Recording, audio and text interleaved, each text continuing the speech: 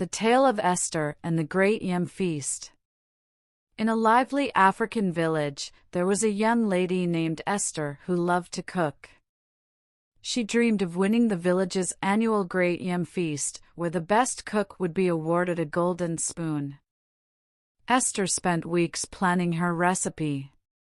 She decided to create a unique yam stew with exotic spices she had never used before. Confident in her plan, she told everyone she would make the best yam stew ever. The day of the Great Yam Feast arrived. Esther worked hard in her kitchen, adding spices, stirring the pot, and tasting her stew. As she served her dish to the judges, she was sure she would win.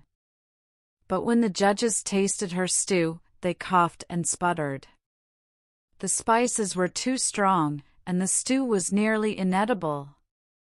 Feeling embarrassed, Esther left the feast and went home. Her friend, Amina, came to visit her. "Esther," she said, "you tried something new, but it didn't work. Sometimes, we have to go back to the drawing board and start again." Esther thought about Amina's words.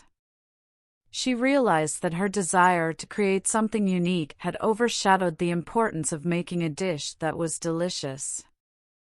She decided to go back to the drawing board and start from scratch. The next year, Esther entered the Great Yam Feast again. This time, she used a simple recipe her grandmother had taught her, focusing on the flavors she knew well. She tasted her stew carefully and made sure it was perfect. When the judges tasted Esther's new stew, they smiled and nodded in approval.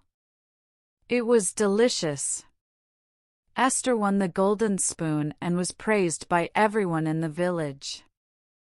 Esther learned that sometimes, when things don't go as planned, it's important to step back, rethink, and start again. And that's why the villagers say, go back to the drawing board, because it's never too late to try again and do better.